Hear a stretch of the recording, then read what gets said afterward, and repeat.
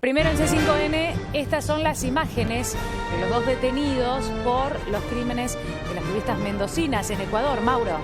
Exactamente, acaba de postear en su cuenta de Twitter el ministro del Interior, José Serrano Salgado, imágenes de los presuntos responsables del asesinato de las jóvenes ciudadanas argentinas que fueron aprehendidos ayer. Estos son los acusados del doble crimen de las amigas mendocinas. Se habrían autoincriminado ante la policía, habrían reconocido participación activa en el doble homicidio. Uno de ellos habría dicho: se me fue la mano, típica expresión que suele aparecer en las autoincriminaciones en crímenes con algún tipo de connotación sexual. Y recordar, ahí vemos por primera vez la imagen de los acusados de matar a las dos amigas argentinas, María Menegazzo y María José Coni. Recordar que en esa autoincriminación los dos refieren, o por lo menos uno refiere, haber llevado bajo engaño a las turistas argentinas a su departamento. Las turistas les habían pedido ayuda a estos dos hombres porque las habían asaltado un tiempo antes, y entonces en ese contexto estos dos hombres, según la declaración, la autoincriminación que hace uno de ellos, con el pretexto de te vamos a ayudar, las metieron adentro de un departamento. Aparentemente quisieron someterlas a un ataque sexual. Como las víctimas defendieron su integridad sexual hasta el último momento, las mataron a una a golpes, a la otra con heridas de arma blanca. Me decía Andrés Repeto, un dato que tiene, por lo menos resulta curioso, la remera que tiene uno de los imputados dice Fuerzas Seguridad, si leo bien, ¿no? Brigada Seguridad. Brigada Seguridad. Andás a ver si esto las hizo acercarse pensando que estaban realmente en presencia de alguien que las podía ayudar. No ha trascendido todavía que alguno de los dos detenidos integre algún tipo de brigada de seguridad o área de seguridad local.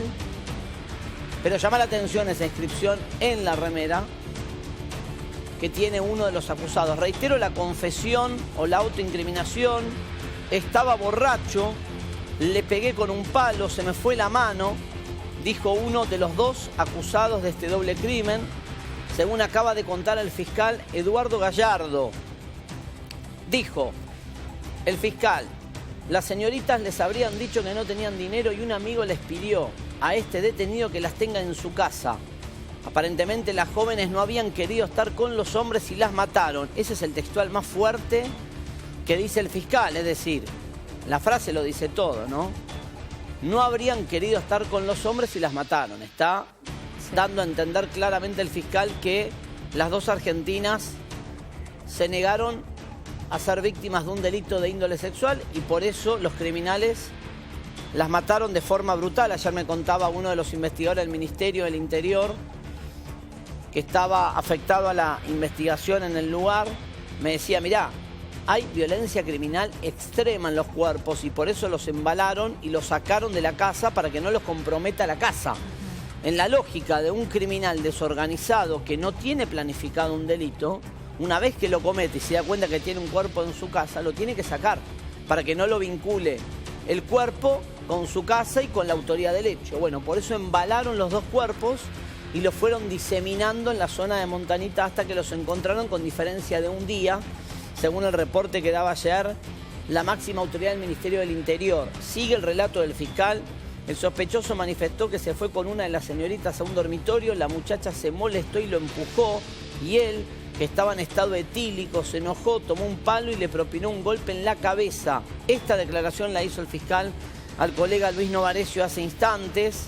Reiteramos que se conoce por primera vez la imagen de los dos detenidos por el doble crimen de las turistas argentinas que estaban a punto de volver de Ecuador vía Perú-Chile a Buenos Aires. Estoy tratando de ver si ya en su página o en su cuenta de Twitter, Dani, el fiscal subió, como suele pasar, algún tipo de agregado más de lo que dice la Fiscalía, el Ministerio Público Fiscal. De este modo lo están presentando, yo diría, Dani, prácticamente como resuelto. Sí, la verdad que muy rápidamente. Cuesta entender, se sabe que ellas habían sufrido algún tipo de robo, que no tenían dinero, ¿no? Pero que hayan ido a pedirle ayuda a estos dos hombres desconocidos en medio de la nada, ¿no? Habrá que seguramente aclarar si en realidad este episodio en el cual ellas se quedan sin dinero porque son robadas, cómo es que finalmente las lleva al encuentro con estas dos personas e incluso a un domicilio privado, porque ellas se encontraban en un hotel y tenían que seguir viajando, ¿no? ¿Cómo es que terminan en la vivienda de estas dos personas? Bueno, pero pensalo al revés. Pensá cuando las turistas francesas se pierden en la quebrada de San Lorenzo y aparecen 3 peones de campo a caballo que se ofrecen de forma voluntaria. Chicas, se perdieron, las ayudamos. Bueno, pasó exactamente lo mismo. Confiaron en un lugar inhóspito en las 2 personas que se le cruzaron, si es como lo cuenta el fiscal, y fue la trampa mortal. Pero no van hasta la vivienda de estas 3 personas. De hecho, ellas fueron asesinadas, las turistas francesas, en ese mismo lugar donde se encontraban perdidas, ¿entendemos? A mí lo que me sorprende es que llegan a ir y la pregunta si evidentemente no las llevaron de manera forzada. O engañadas. Mauro, también, claro, o engañadas. O probablemente para ofrecerles hacer una llamada telefónica. No sé, uno no puede imaginar cómo es que terminan 2 jóvenes de 21 y 22 años en la casa de estos 2 hombres y realmente en ese lugar es donde ya todo puede pasar, ¿no? A puertas cerradas, donde no había ninguna persona que pudiera defenderlas y con 2 hombres desconocidos. Del vínculo de ellos 2 no se sabe nada. No mucho más. Todavía, estoy viendo si van agregando información. Insistimos que tienen un sistema de comunicación que es a través de las cuentas de Twitter oficiales, tanto del ministro como del Ministerio Público. El que viene tuiteando esto es el ministro del Interior, quien acaba de publicar las fotografías de los acusados. A ver, yo te digo lo que falta desde el punto de vista de investigación. Todavía no están las autopsias concluidas para tener precisiones forenses. Pero se habla de golpes y un apuñalamiento, ¿no? Sí. Hasta el momento. Y hay una foto, Marian, a ver si la podés poner, Diario El Comercio. Hay una conferencia de prensa donde está el ministro del Interior con el jefe de la investigación policial. Esto pasa ahora, lo acaba de subir el Diario El Comercio. Es la conferencia de prensa donde anuncian que hay una confesión. No sabemos cómo es el código en Ecuador. Yo interpreto que no tiene valor si es ante el personal policial, igual que en la Argentina. Pero hay una declaración, la leo textual, del Diario El Comercio, donde habló el ministro del Interior, José Serrano, dio detalles de la detención de los acusados y dijo, escuchen, que el autor confeso, textual, palabra del ministro del Interior, hay un autor confeso, está identificado como Ponce M. Ponce M, no sabemos cuál es de los 2 cuya fotografía acaba de postear el ministro. Este a su vez señaló a el otro sospechoso, alias El Rojo, como el autor del asesinato a puñaladas de María Menegasso. Es decir, lo que está contando el ministro, escuchen esto, es que hay uno que confesó ser el autor del asesinato de José o de María José Coni, que es este Ponce M, y el otro sería el autor del crimen de María Menegasso. Como que cada uno mató una víctima, ¿se entiende? Según el relato que hace el ministro del Interior, Ponce M mató a María José Coni y el otro, apodado El Rojo, mató a María Menegasso. De acuerdo con la información oficial, las 2 turistas abandonaron la casa hostal en la que se hospedaban cerca de las 14 del 22 de febrero y esa misma noche conocieron a los 2 implicados en el crimen. Hay un dato forense.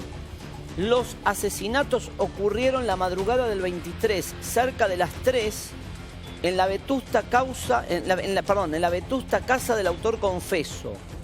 Él relató en su declaración que quiso abusar de Coni, que es el apellido de María José Coni, por lo que al intentar huir la golpeó con un palo causándole una herida mortal. Y que al escuchar ruido en la otra habitación se acercó y observó que El Rojo, apodo del otro cómplice, estaba apuñalando a Menegasso. Ambos estaban en estado etílico. Luego llevaron los cuerpos en una carretilla en la que se lleva basura hacia unos 400 metros de su casa, dejando un cuerpo abandonado y tratando de ocultar el otro. O sea, fíjate que dejaron los cuerpos a 400 metros de la casa donde las mataron. Este es el otro dato que acaba de surgir en esta conferencia de prensa. No hubo planificación, lo que te decía recién, las llevan engañadas a la casa, las quieren abusar sexualmente, cada uno por separado con una de las víctimas y las terminan matando. Sí, evidentemente, bueno, por eso, Mauro, los encontraron a ellos tan rápidamente, ¿no? Estamos hablando de una distancia muy, pero muy corta para esconder los cuerpos y además ellos estaban en la vivienda en el momento que se hace el allanamiento y por eso los detienen. Es decir, evidentemente no habían previsto, no habían escapado ni nada por el estilo, gracias a eso se llegó rápido a la detención. Sí. De hecho, de todos modos, a mí hay algo que me sorprende, ¿no? Decíamos antes, bueno, ¿habrá confesado la autoría o habrá responsabilizado al segundo, el que había dado su versión de los hechos?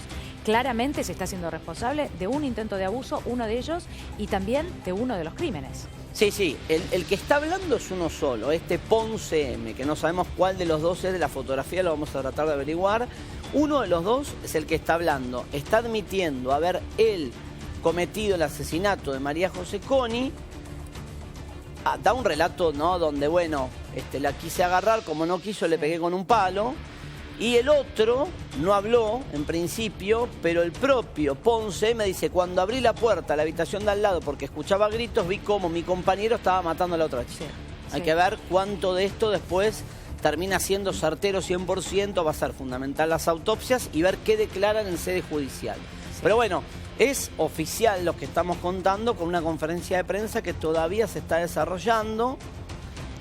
Acaban de tuitear, por ejemplo, gobierno ecuatoriano y policía de Ecuador se solidarizan con los familiares de las víctimas y siguen tuiteando detalles de la investigación. Esto está pasando ahora en Ecuador, por primera vez la imagen de los dos acusados. Bueno, el relato de la madre de una de las dos chicas hace unas horas nada más destrozada, ¿no?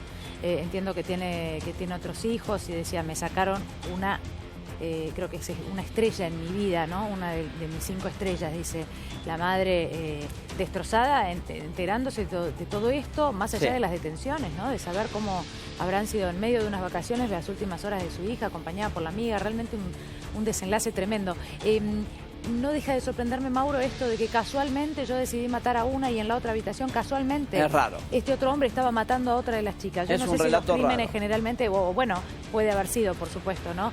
Pero bueno, sería un condimento bastante original, no es algo que sucede frecuentemente. No, y por eso digo que más allá de estas confesiones o autoincriminaciones, veremos qué le declaran al fiscal, lo que vale es la prueba científica que homologue que todo lo que están diciendo es cierto, porque tal vez acomoden la declaración o presenten una declaración con matices. Fíjate que no es casual que el primero de los autores, Ponce M, dice, bueno, en realidad ya me empujó, entonces yo agarré un palo, ¿no? Sí. Siempre como esta cosa de yo no quise, pero todo esto después queda documentado con la autopsia. Sí. Depende qué clase de lesión tenga la víctima, vas a saber si lo que cuenta el imputado es cierto o trata de atenuar su responsabilidad o la mató con un nivel de brutalidad mayor aún. La verdad, un caso impactante, esperemos que sea la vía certera de esclarecimiento y que no estemos en presencia de gente elegida al azar para detener, pero hay un nivel de convicción absoluto en Ecuador de que las personas detenidas son los asesinos.